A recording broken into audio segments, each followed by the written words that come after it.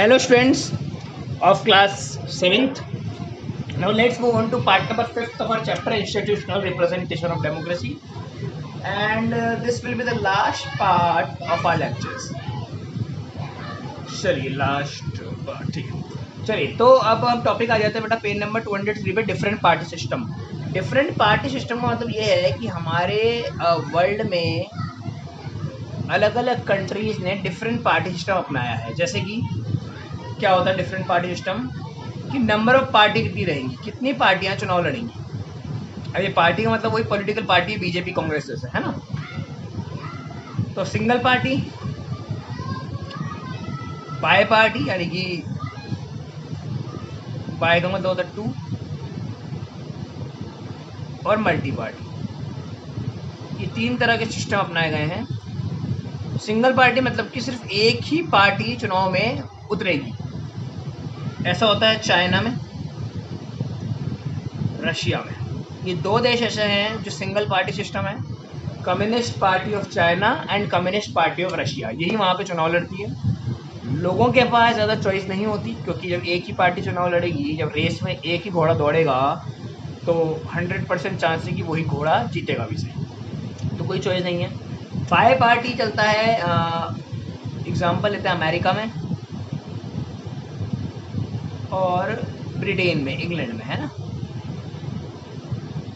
वहाँ पे 2 पार्टियां लड़ती है चुनाव, 2 में से एक जीतेगी एक हारेगी। और मल्टी पार्टी 2 या 2 से अधिक, 2 या 2 से अधिक, मोर देन 2 ही आएगा इसमें, 2 से ज़्यादा।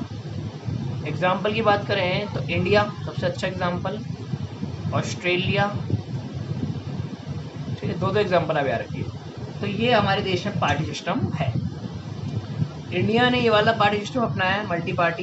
यहाँ यानी कितनी, मतलब हम गिनती ही नहीं कर सकते इतनी पॉलिटिकल पार्टीज़ है, क्योंकि राइट टू फ्रीडम है। आप पॉलिटिकल पार्टी, पॉलिटिकल ऑर्गेनाइजेशन बना सकते हैं, कभी भी ख़त्म कर सकते हैं उसको।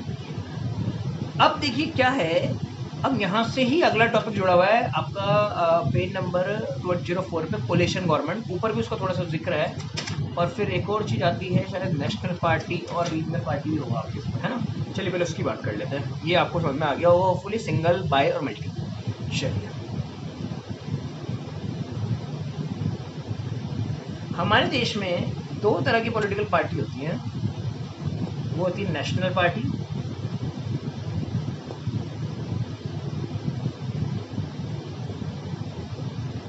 और स्टेट पार्टी। 2 तरह की पॉलिटिकल पार्टी होती है। नेशनल पार्टी वो होती है जो पूरे नेशन में चुनाव लड़ सकती है, कहीं भी, पूरी नेशनल इंपॉर्टेंस की पार्टी होती है। भारत में कहीं भी ये चुनाव में पार्ट ले सकती है। अभी तक इंडिया में आप ऐसे देखेंगे 7 नेशनल पार्टीज, ठीक है।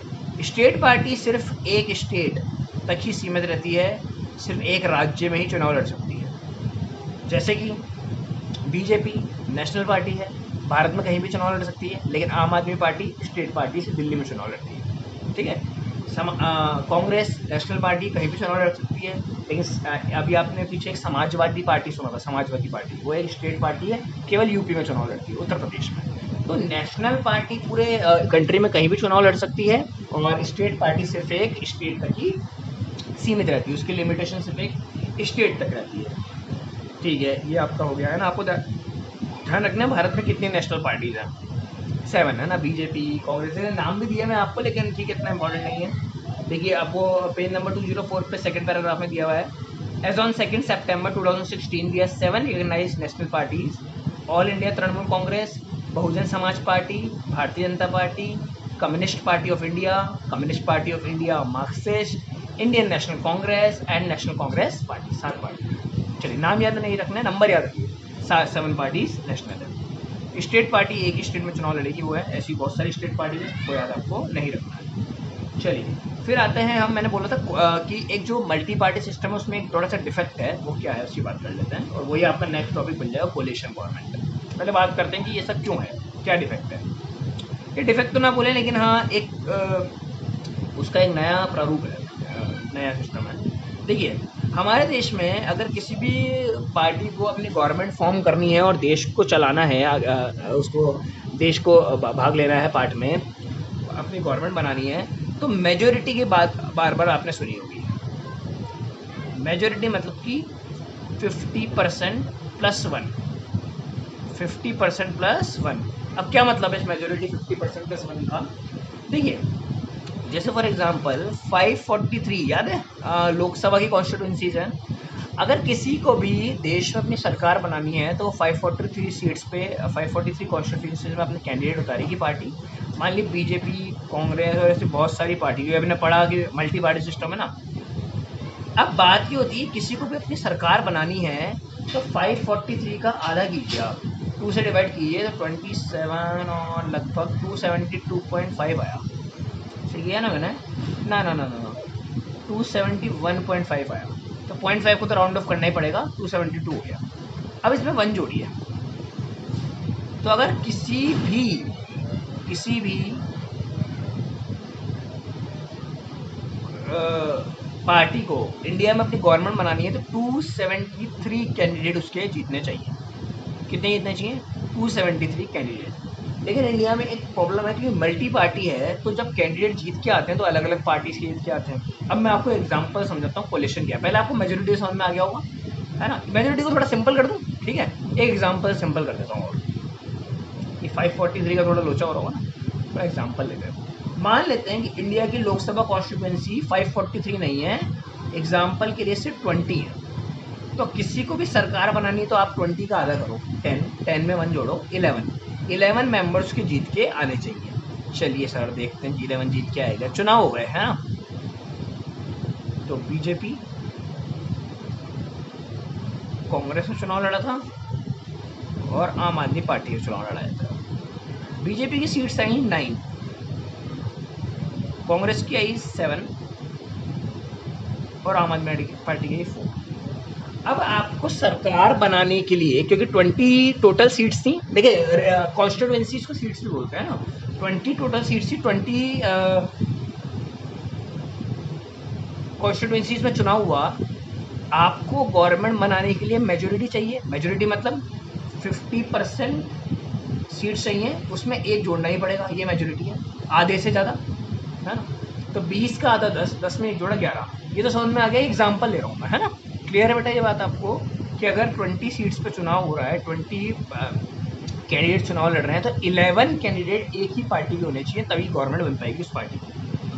लेकिन यह तो गड़बड़ होगी सारी, है ना? 9, 7, 4, किसी के भी 11 नहीं है। बीजेपी के आप कह सकते हो सबसे ज़्यादा आए, है ना? 9 सबसे ज़्यादा बीजेपी के आए हैं, लेकिन 11 तो उनके भी नहीं है। और डेमोक्रेसी तो क्या बोलती है? मेजोरिटी पे चलती है कि सबसे ज़्यादा आने से काम नहीं चलेगा, आपको 50% प्लस 1 यानी कि बहुमत, मेजोरिटी चाहिए, तभी आप सरकार बना पाएंगे। कांग्रेस और आम आदमी पार्टी तो इससे पीछे है, तो इनका तो मतलब ही नहीं। ऐसे केस में हमारे देश में आइडिया आया कोलिशन गवर्नमेंट का। चलिए एक और आइडिया हो सकता है ना कि वापस चुनाव करवा लेते हैं, है ना? ये भी सही है कि चुनाव वापस करवा लो, लेकिन उसमें एक और गड़बड़ है। मान लो वापस से कुछ ऐसे ही आया, तो इतनी मेहनत भी करें, इतना पैसा भी खर्च करें, वापस इलेक्शन करना इतना आसान नहीं है, और वापस यही चीज़ें आ गई तो फिर किसी की 11 नहीं आई तो फिर प्रॉब्लम है। तो ऐसे केस में कोलिशन गवर्नमेंट का आइडिया दिया। अब कोलिशन गवर्नमेंट क्या होता है? जब एक पार्टी की मेजोरिटी नहीं आती देश में, तो वो पार्टी क्या करे, तो 2 या 2 से अधिक पार्टी साथ में मिलकर भी सरकार बना सकती है। This is called coalition government. जैसे कि क्या बीजेपी और आम आदमी पार्टी का साथ आ जाए तो 9 तो बीजेपी के हैं और 4 आम आदमी पार्टी के हैं, तो 13 हो गए। अब तो हो गए 11, है ना? 11 से ज़्यादा हो गए, 11 चाहिए थे मिनिमम आपको। अब 13 सीट्स आपके पास होगी, 13 मेंबर्स आप दोनों के हो गए मिला के, आप दोनों मिलकर गवर्नमेंट बना लो, या आप दोनों साथ आ जाओ, 7 और 4 भी आ जाओ तब भी काम चल जाएगा।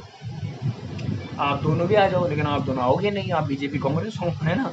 बीजेपी कांग्रेस तो खुद के बहुत बड़े एक तरह से अपने राइवल्स हैं, तो वो तो साथ नहीं आएंगे। लेकिन हाँ चलिए, तो एग्जाम्पल है बीजेपी कांग्रेस, कोई भी और पार्टी हो सकती है। तो इलेक्शन कमीशन ने ऐसा फ्री छोड़ा हुआ है कि अगर मेजोरिटी नहीं आती है तो उस केस में 2 या 2 से ज़्यादा पॉलिटिकल पार्टीज साथ में आकर भी सरकार बना सकती हैं, है ना?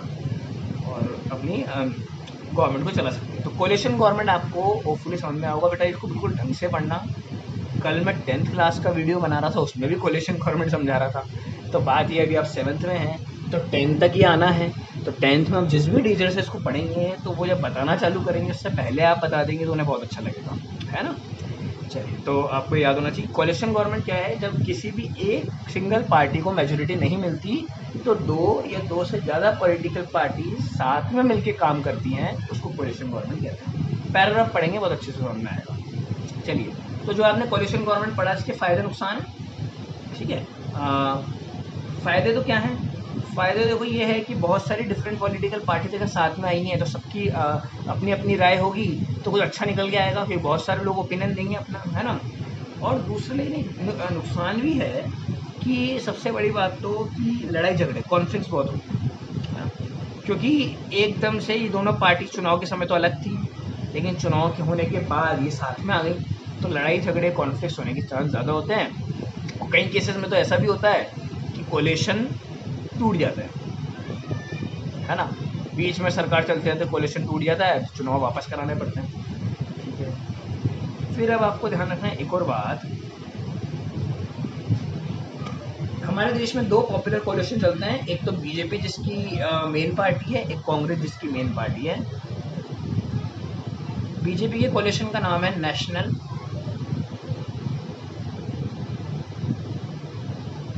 डेमोक्रेटिक